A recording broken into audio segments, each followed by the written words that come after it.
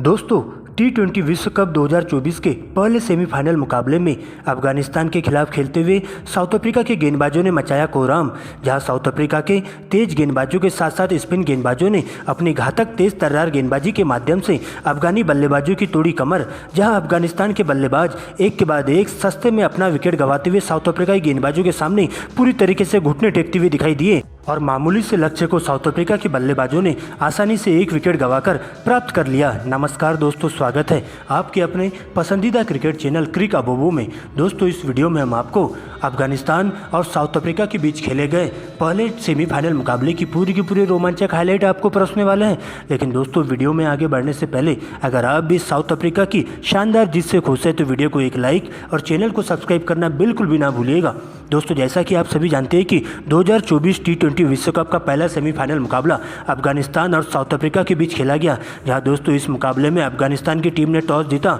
और टॉस जीतते ही पहले बल्लेबाजी करने का फैसला किया। लेकिन दोस्तों जो कि उसके लिए पूरी तरह से गलत साबित हुआ, क्योंकि दोस्तों ओपनिंग करने के लिए गुरबाज और जॉर्डन की एंट्री होती है। वही दोस्तों साउथ अफ्रीका के लिए पहले ओवर की गेंदबाजी करने बाएं हाथ के तेज गेंदबाज जॉनसन आते हैं और आते ही पहली ओवर की अंतिम गेंद पर गुरबाज को 0 रनों के निजी स्कोर पर स्लिप में हेनरिक्स के हाथों कैच आउट करवा देते हैं। इस प्रकार से गुरबाज के आउट होने के बाद नए बल्लेबाज के तौर पर गुलबदन नईब की एंट्री होती है। जहां पर गुलबदन नईब आते ही बैक टू बैक 2 लगातार चौके जड़ देते हैं अगले ओवर में और इस प्रकार से टीम को एक मजबूत स्थिति में ले जाने की पूरी तरीके से कोशिश करते हैं। लेकिन दोस्तों तीसरे ओवर में एक बार फिर से अफगानिस्तान की टीम को 16 के स्कोर पर दूसरा बड़ा झटका गुलबदन नईब के रूप में लगता है। जहां पर दोस्तों बाएं हाथ के तेज गेंदबाज जॉनसन आते ही इनस्विंग गेंद करते हैं और 9 रनों के निजी स्कोर पर गुलबदन को बोल्ड मार देते हैं। जहां पर दोस्तों उनकी इस पारी का अंत होता है, 9 रन बनाकर आउट होते हैं। लेकिन दोस्तों इसके आउट होते ही एक छोर से जॉर्डन अभी भी टिके हुए रहते हैं, जिसके बाद मोहम्मद नबी की एंट्री होती है।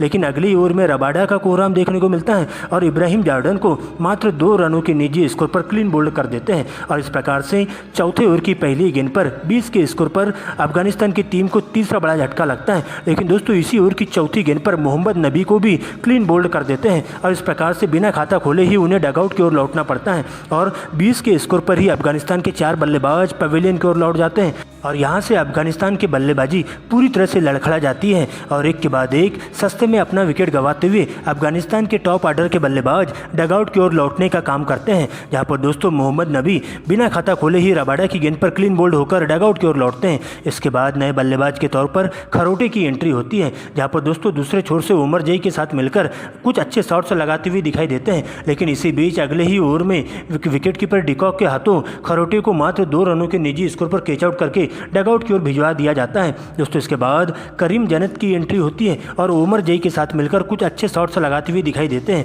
जहां पर दोनों ही बल्लेबाज एक चौके लगा देते हैं। लेकिन 7वें ओवर में तेज गेंदबाज नूरजे का कोहराम देखने को मिलता है और अच्छी लाइन में दिखाई दे रहे उमर जई को 10 रनों के निजी स्कोर पर स्टेप के हाथों कैच आउट करवा देते हैं। लेकिन दोस्तों इसके बाद राशिद खान की एंट्री होती है। जहां तेज गेंदबाज नूरजे के द्वारा उन्हें खासा परेशान किया जाता है। जहां पर राशिद खान और नूरजे के बीच में एक ज़बरदस्त जुगलबंदी देखने को मिलती है और राशिद खान और करीम जन्नत के बीच में एक अच्छी पार्टनरशिप देखने को मिलती है। जहां पर दोनों बल्लेबाजों के बीच में 25 रनों की ज़बरदस्त साझेदारी देखने को मिलती है और अच्छी गेंदों को छोड़ते हुए खराब गेंदों को सीधा दर्शक दीर्घा के बाहर पहुँचाने का काम करते हैं और अभी भी इस मुकाबले में अपनी टीम को एक मजबूत स्थिति में ले जाने की पूरी भरपूर कोशिश करते हैं। लेकिन 50 के स्कोर पर करीम जन्नत को 10वें ओवर में शिकार किया जाता है और इस प्रकार से 7वां विकेट गिरता है। दोस्तों इसके बाद अगले ओवर में नूर अहमद भी 50 के स्कोर पर ही 8वां झटका लगता है और इस प्रकार से दोस्तों अफगानिस्तान के बल्लेबाज एक के बाद एक सस्ते में अपना विकेट गंवाते हुए चले जाते हैं। दोस्तों इसी बीच 50 के स्कोर पर अफगानिस्तान की टीम को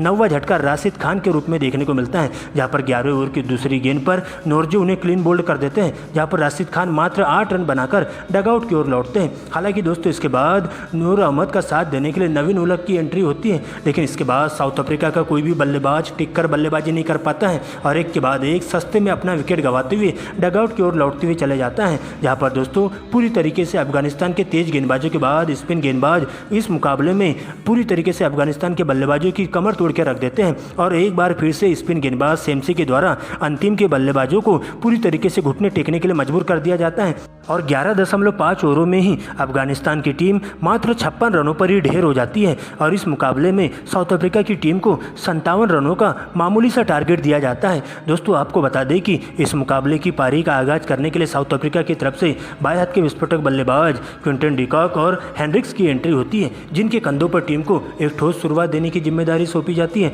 वहीं दोस्तों अफगानिस्तान के लिए पहले ओवर की गेंदबाजी करने के लिए तेज गेंदबाज नवीन उलक आते हैं, जहां पर दोस्तों क्विंटन डिकॉक को पहले ओवर में इनस्विंग आउटस्विंग के माध्यम से खासा परेशान करके रखते हैं और इस प्रकार से उन्हें बिल्कुल भी हाथ खोलने का मौका नहीं देते हैं और इस प्रकार से दोस्तों पहले ओवर में मात्र 1 रन खर्च करते हैं। लेकिन दोस्तों दूसरे ओवर में बाएं हाथ के तेज गेंदबाज फजल फारूकी आते हैं, जहाँ पर दोस्तों आते ही अपनी तेज तर्रार गेंदबाजी से अच्छी लय में दिखाई दे रहे क्विंटन डिकॉक को मात्र 5 रनों के निजी स्कोर पर क्लीन बोल्ड कर देते हैं और 1.5 ओवरों में ही साउथ अफ्रीका की टीम को पहला बड़ा झटका डिकॉक के रूप में लगता है। हालांकि दोस्तों एक छोर से हेनरिक्स अभी भी अंगद की तरह डटकर मुकाबला करते हुए चले जाते हैं और अब उनका साथ देने के लिए कप्तान मार्करम की एंट्री होती है। दोस्तों इसके बाद दोनों ही बल्लेबाज बेहतरीन तालमेल के साथ बल्लेबाजी करते हुए देखे जाते हैं, जहाँ पर दोनों ही बल्लेबाजों के द्वारा अच्छी गेंदों को छोड़ते हुए खराब गेंदों को सीधा दर्शक दीर्घा के बाहर पहुंचाने का काम किया जाता है, जहां पर दोनों ही बल्लेबाज मिलकर अफगानिस्तान के तेज गेंदबाजों की जम के क्लास लेते हैं और 57 रनों के मामूली से लक्ष्य को 8.5 ओवरों में ही आसानी से जीत हासिल कर लेते हैं